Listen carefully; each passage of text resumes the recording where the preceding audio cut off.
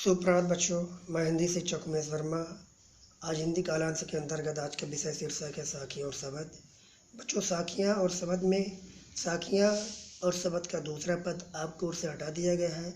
हमें पढ़ना है शब्द का पहला पद, लेकिन शब्द पढ़ने से पहले उनके जो कवि हैं कबीरदास जी हैं, उनके बारे में जान लेना अत्यंत आवश्यक है। तो चलिए संक्षेप में कबीरदास के बारे में जानते हैं। कवि कबीर का जन्म सन 1398 में काशी में हुआ और उनकी मृत्यु 1518 में मगहर में हुई। इस तरह से कबीर का जीवन काल 120 वर्ष का था। यहाँ पर ध्यान दीजिए 1398 में काशी में उनका जन्म हुआ और 1518 में मगहर में उनकी मृत्यु हुई। बच्चों, कबीर की पत्नी का नाम लोई और पुत्र का नाम कमाल और पुत्री का नाम कमाली। उनका सुप्रसिद्ध ग्रंथ है बीजक, जो साखी और शब्द का साखी शब्द रमैनी का संग्रहित ग्रंथ है।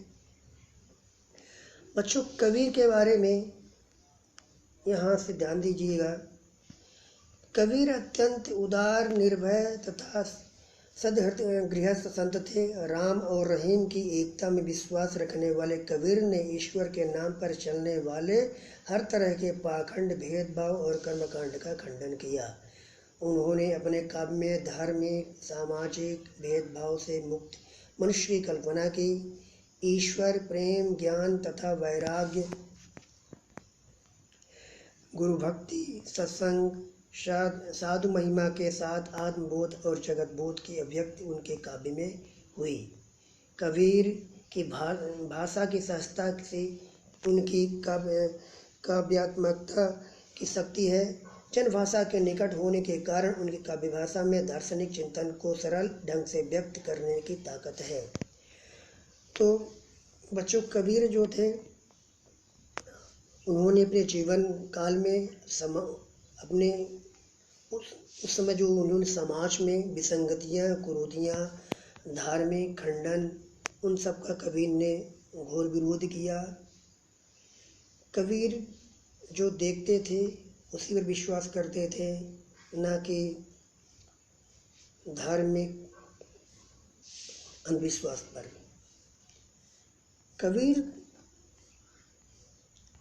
आज भी प्रासंगिक हैं, क्योंकि कबीर के समय जो विसंगतियाँ, कुरीतियाँ, बाह्य आडंबर, वो आज भी व्याप्त है। आज भी उनके भाव विचारों की आवश्यकता है, इसलिए कबीर आज भी प्रासंगिक है।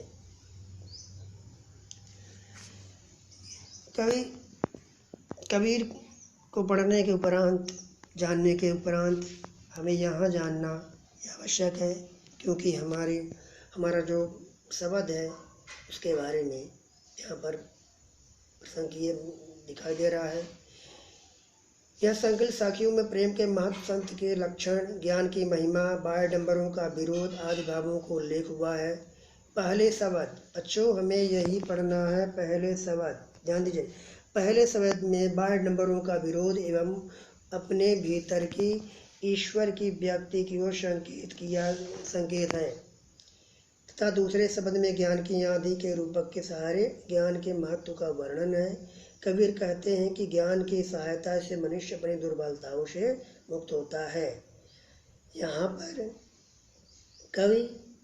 कबीर का जो पहला पद है, जहाँ पर बाह्यडंबरों का विरोध और अपने भीतर ही ईश्वर की व्याप्ति, ये अत्यंत महत्वपूर्ण शब्द है, जिसको चलिए हम पढ़ते हैं।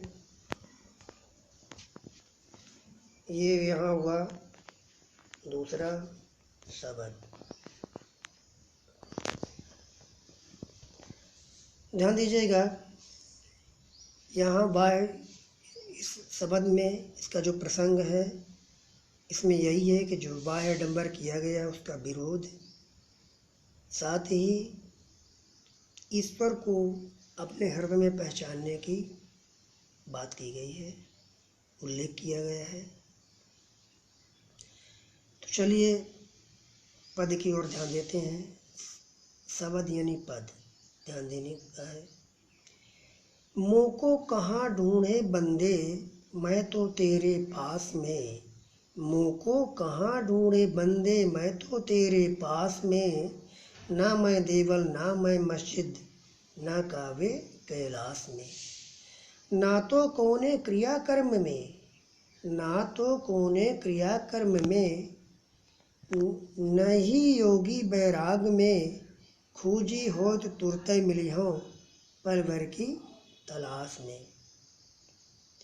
कहे कबीर सुनो भाई साधो, कहे कबीर सुनो भाई साधो, सब श्वासों की श्वास में। तो ये यहाँ हुआ शब्द। अब बच्चों इसकी व्याख्या पर ध्यान देते हैं। तो कबीर क्या कहते हैं, स्पष्ट लिखा हुआ है, बहुत सरल ही शब्द है, थोड़ा ध्यान देने की बात है। मुँह को कहाँ ढूंढे बंदे, बंदे मतलब यहाँ व्यक्ति से कहा गया है, या कि एक भक्त से कहा गया है। बंदे का तात्पर्य यहाँ एक व्यक्ति से है कि मुँह को कहाँ ढूंढे बंदे। मुँह को, मुझको कहाँ ढूंढे बंदे, हे बंदे, हे व्यक्ति, हे मनुष्य। बंदे का तात्पर्य मनुष्य से भी है। तू मुझे कहाँ ढूंढता है, मुँह को कहाँ ढूंढे बंदे। मुझको, मुँह को का अर्थ हुआ मुझको, मुझको कहाँ ढूंढे, हे बंदे, हे मनुष्य, तू मुझको कहाँ ढूंढता है। मैं तो तेरे पास में, मैं तो तेरे पास में हूँ, मैं तो तेरे पास में हूँ। इसका अर्थ ये है कि मैं तो तेरे हृदय में निवास करता हूँ। तो हे मनुष्य, मुँह को, मुझको तू कहाँ ढूंढता है। मैं अत्यंत कहीं दूसरी जगह नहीं हूँ। तो मुझे कहाँ कहाँ ढूंढता है, क्यों भटक रहा है। मैं तो तेरे हृदय में निवास करता हूँ। ना मैं देवल ना मैं मस्जिद, हे मनुष्य, ना मैं देवल का तात्पर्य है मंदिर से। ना मैं देवल, ना तो मैं किसी मंदिर में हूँ, ना मैं मस्जिद, और ना ही मैं किसी मस्जिद में हूँ। ना कावे कैलाश में, और ना ही कावे कैलाश में। कावे का तात्पर्य मक्का मदीना, जहाँ मुस्लिम लोग हज करने जाते हैं। तो ना तो मैं ना मैं देवल, ना तो मैं किसी मंदिर में हूँ, और ना मैं किसी मस्जिद में हूँ। ना कावे कैलाश में, और ना ही मैं काबा मक्का मदीना में हूँ, और ना ही मैं कैलाश मंदिर में हूँ। तो मुझे कहाँ ढूंढता है। तुम्हें इधर उधर ढूंढने की आवश्यकता नहीं है। हे मनुष्य, मैं तो तेरे हृदय में निवास करता हूँ। तो मुझको तू कहाँ कहाँ ढूंढता है। मैं तो तेरे पास में, मैं तो तेरे पास में हूँ, मैं तेरे हृदय में हूँ। तो मुझे कहाँ कहाँ भटकता ढूंढ रहा है।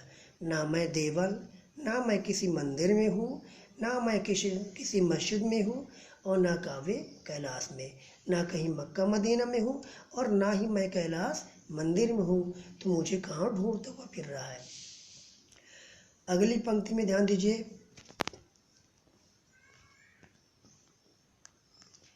ना तो कौने क्रिया कर्म में, ना तो कौने क्रिया कर्म में, न ही योग बैराग में।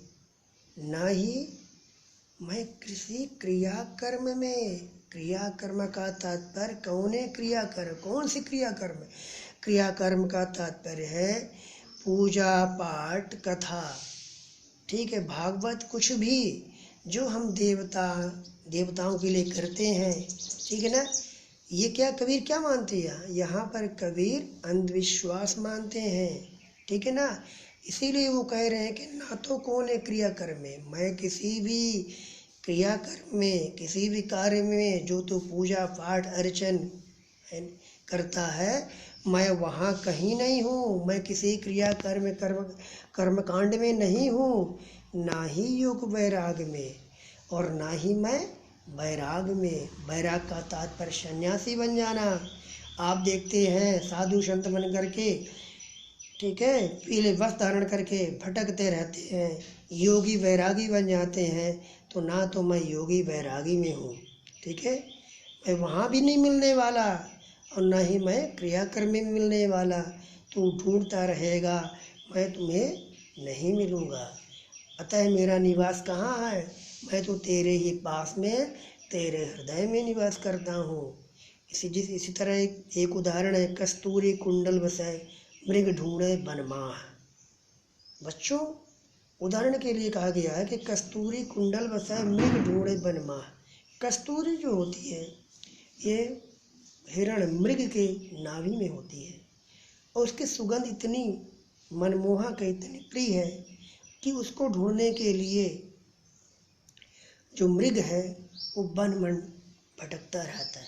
जहाँ भी जाता है उसकी सुगंध उसके पास रहती है, लेकिन वो इधर उधर भटकता रहता है। उसे ये ज्ञान नहीं है कि उसके नाभि में, उसके पास कस्तूरी है, फिर भी वो भटकता रहता है। ठीक इसी भांति मनुष्य भी जो है वो ईश्वर प्राप्ति के लिए मंदिर, मस्जिद, काबा, कैलाश हर जगह ढूंढता है, जबकि उसका निवास उसके हृदय में है। यही तो कबीर कहना चाह रहे हैं। खोजी हो तो तुरते मिले हो। अगली पंक्ति में कबीर क्या कहते हैं, खोजी हो तो तुरते मिले हो। यदि मुझे वास्तविकता में कोई खोजता है, और खोजना उसे आता है, उसे मालूम है कि हमें कैसे प्राप्त किया, मुझे वो कैसे प्राप्त कर सकता है, तो तुरंत ही मिले हूँ, मैं तुरंत ही उसे मिल जाऊँगा पल भर की तलाश में। पल भर यानी कि क्षण भर में, है ना, उसे तलाश में। वो जब ढूंढेगा, उसको ढूंढते ढूंढते भटकना नहीं पड़ेगा, क्षण भर में, पल भर में ही मैं उसे मिल जाऊंगा, क्योंकि मैं उसके हृदय में निवास करता हूँ। और मुझे वही व्यक्ति प्राप्त कर सकता है जो खोजना जानता है, ढूंढना जानता है। उसे ये मालूम है कि मैं उसके हृदय में निवास करता हूँ। कहे कबीर सुनो भाई साधो, कहे कबीर सुनो भाई साधो। साधु का तात्पर्य यह सज्जन व्यक्ति से है कि यह कहे कबीर यानी कबीरदास कहते हैं, सुनो भाई साधो, हे सज्जन, हे व्यक्ति, सुनो, सज्जनों सुनो। सब श्वासों की श्वास में, सब श्वासों की श्वास में अर्थात मेरा निवास तो सभी लोगों, सभी जीव जंतु, सभी मनुष्य, सभी की श्वासों में, उसकी श्वास में मैं निवास करता हूँ। मैं अन्यत्र कहीं नहीं हूँ, मैं उसके हृदय में निवास करता हूँ। बच्चों, एक बार पुनः देखते हैं इस पद को। मोको कहाँ ढूंढे बंदे, मैं तो तेरे पास में। कबीरदास कहते हैं कि हे बंदे, हे व्यक्ति, हे मनुष्य, तो मुझे कहाँ ढूंढता हुआ फिर रहा है। मैं तो तेरे पास में, मैं तो तेरे पास में हूँ, तेरे हृदय में निवास करता हूँ, ठीक है। ना मैं देवल, ना मैं मस्जिद, ना मैं किसी देवल, मैंने क्या बताया, मंदिर, ना ही मैं किसी मंदिर में हूँ, और ना मैं मस्जिद, और ना ही मैं किसी मस्जिद में रहता हूँ, ना काबे कैलाश में। काबे मक्का मदीना जहाँ मुस्लिम लोग हज करने जाते हैं, ठीक है, ना मैं काबा में हूँ और ना ही कैलाश मंदिर में हूँ। ना तो कौने क्रियाकर्म में, ना ही मैं किसी क्रियाकर्म में हूँ। क्रियाकर्म का तात्पर्य कर्मकांड, ईश्वर को प्राप्ति करने के लिए कथा वाचन, पूजा पाठ अर्चन, भगवान की पूजा से तात्पर्य ढोंग, आडंबर। कबीर का ये मानना है, ये सब क्या है, ढोंग है, आडंबर है। तो वही उनका यही कहना यही है ईश्वर कहता है, ठीक है, कि ना तो कौने क्रिया कर्म में, ना तो मैं किसी क्रिया कर्म में हूँ, न मैं किसी कर्म कांड में हूँ। जो अब ईश्वर प्राप्ति के लिए जो कर्म कांड करते हैं, मैं वहाँ कहीं नहीं हूँ। ना ही योग वैराग में, और न ही योगी वैरागी। जब आप सन्यासी का रूप धारण करते हैं, मैं उसमें भी नहीं हूँ। अतः ना तो योगी वैरागी बनने में, सन्यासी बनने में मेरी प्राप्ति नहीं हो सकती, और ना ही किसी कर्म कांड में, पूजा पाठ में करने से मुझे कोई प्राप्त नहीं कर सकता है। क्योंकि हमारा निवास कहाँ है? तेरे पास है, तेरे हृदय में है। खोजी हो तो तुरते मिले हो, यदि खोजा जाए, अर्थात जो मुझे जानता है, जो मुझे प्राप्त करने का रास्ता जो जानता है कि मैं कैसे उसे प्राप्त हो, वो मुझे किस प्रकार से प्राप्त कर पाएगा, उसे यदि मालूम है तो तुरंत मिले हो, तो मैं क्षण भर में उसे प्राप्त हो जाता हूँ, पल भर की तलाश में। यानी हम उसे लंबे समय तक ढूंढना नहीं पड़ेगा। तलाश का अर्थ है ढूंढना। यहाँ लंबे समय तक तलाशना नहीं पड़ेगा, मैं क्षण भर में ही उसे प्राप्त हो जाऊंगा। कहे कबीर सुनो भाई साधो, कहे कबीर अर्थात कबीरदास जी कहते हैं, सुनो भाई साधो, साधो हे सज्जनों सुनो। सब श्वासों के श्वास में, मैं तो सभी जीवों के, सभी मनुष्यों के श्वासों में निवास करता हूँ, उनके श्वास में निवास करता हूँ। मैं अन्यत्र कहीं नहीं हूँ, अर्थात मैं उनके हृदय में निवास करता हूँ, मैं और कहीं तो अन्यत्र जगह नहीं हूँ। इस प्रकार से कवि का कहने का तात्पर्य यह है कि व्यक्ति को कहीं ढूंढने, भटकने, बाह्याडंबर, योगी वैरागी बनने से की आवश्यकता नहीं है, बल्कि ईश्वर को यदि ढूंढना है तो ईश्वर आपके खुद के स्वयं के हृदय में निवास करता है। बस उसे पहचानने की आवश्यकता है। अगर इस प्रकार से ईश्वर की प्राप्ति तुरंत हो जाती है। बच्चों, ये हुआ शब्द का पहला पद। थोड़ा आगे चलते हैं, प्रश्न पर ध्यान देते हैं। इसमें साखियाँ हो गया, ये शब्द हो गया। शब्द के कुछ प्रश्न हैं, जैसे कि मनुष्य इस प्रश्न 8वां प्रश्न जो दिखाई दे रहा है, ये शब्द का पहले शब्द का प्रश्न है। मनुष्य ईश्वर को कहाँ कहाँ ढूंढता है? आपने पढ़ा, कहाँ कहाँ ढूंढता है?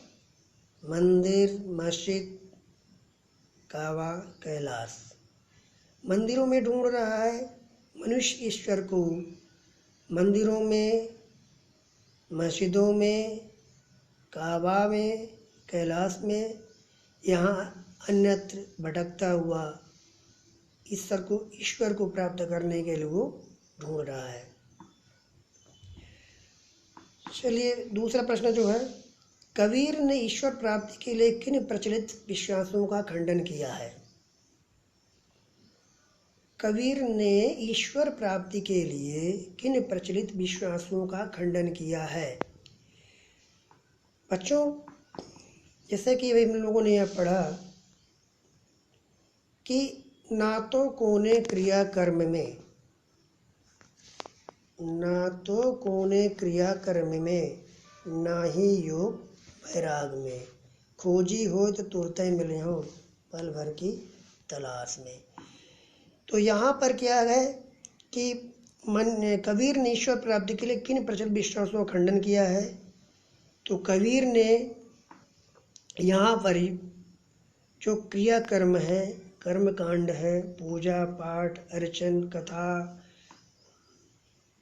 भागवत, योगी वैरागी, ये जो है ये अंधविश्वास है, कबीर का मानना है। और इन्हीं आडंबरों पर कवि ने विरोध किया है, खंडन किया है, क्योंकि व्यक्ति अंधविश्वासी हो गया है। व्यक्ति अंधविश्वासी हो गया है, क्योंकि उसे ईश्वर को प्राप्त करने की वास्तविकता नहीं मालूम कि ईश्वर उसके हृदय में निवास करता है, बल्कि वो मंदिर मस्जिद हर जगह ढूंढता रहता है, क्रियाकर्म भी करता है। ठीक है, तो कबीर ने इन आडंबरों का विरोध किया है, खंडन किया है। 10वां प्रश्न पर ध्यान देते हैं बच्चों कि कबीर ने ईश्वर को सब श्वासों की श्वास में क्यों कहा है। क्योंकि कबीर का मानना है कि ईश्वर जो है अन्यत्र मंदिर मस्जिद देवालय काबा कैलाश में कहीं नहीं है, बल्कि सब श्वासों की श्वास में है। अर्थात ईश्वर हर जगह विद्यमान है, घट घट में उसका निवास है, कण कण में उसका निवास है, वह हमारे हृदय में निवास करता है। इसीलिए कवि ने कहा है कि ईश्वर को सब श्वासों की श्वास में, इसीलिए ईश्वर को सब श्वासों की श्वास में कहा गया है, क्योंकि ईश्वर का निवास घट घट कण में है, कण कण में है, हर जगह है। ईश्वर हर जगह विद्यमान है। और सबसे महत्वपूर्ण बात यह है कि ईश्वर हमारे हृदय में है। तो बच्चों, इस तरह शब्द की ये 3 प्रश्न थे जो हम लोगों ने पढ़ा समझा। और सबसे महत्वपूर्ण बात ये है कि जो हम पढ़ते हैं हमें उनको लिखना भी है। और